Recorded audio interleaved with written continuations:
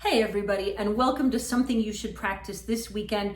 This weekend, I want you to work on some droning strings, and specifically in the key of G.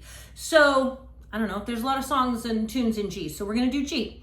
So there's two different ways to figure out which string you should be using as your droning string, right?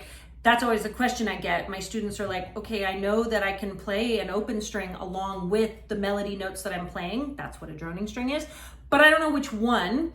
So there's two ways to go about it. One, you can do some quick and dirty music theory and kind of figure it out, or at least narrow down your options, or you can just try both options and see which one sounds better. I think you should have both things available to you. So let's do the first one, which we're gonna look at the music theory of it all.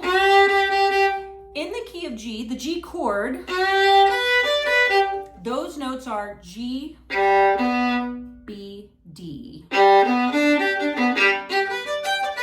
Those are the notes in a G chord. So if you're playing on the D string,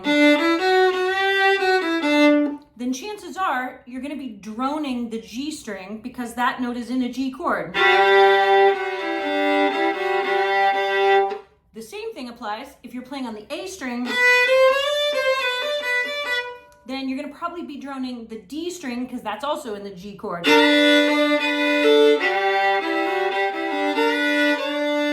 that. So if you're up here, you're not going to drone anything because the A string is probably not going to sound great. It's not going to be so useful. It also depends on the chords that are being played at the moment, but those are just some general rules. Then the other option, like I said, is just to play both options and see what you think. You'd be surprised how much your ear knows. So let's say we take this. And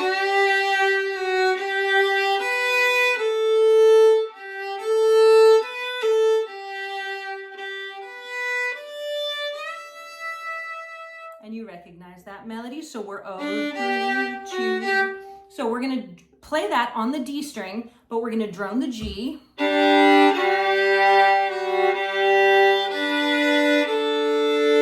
right there, we're moving up to the A string.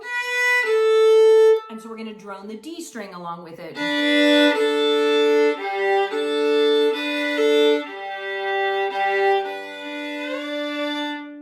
Little tricky third position double stop 1 and 2.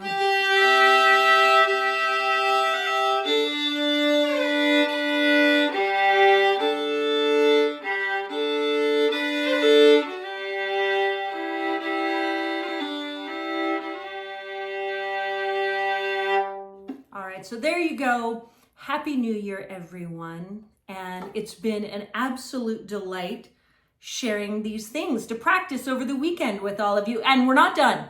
This is not a goodbye. This is just thank you for a wonderful, wonderful year. Thank you for all the incredible feedback that you've given me and requests for things. Keep them coming. And remember, you can always join me in my Zoom workshops or just keep doing this and just keep coming back every Friday and seeing what we're going to be working on this weekend. I have really, really enjoyed being here with all of you. Happy New Year, everybody, and happy fiddling.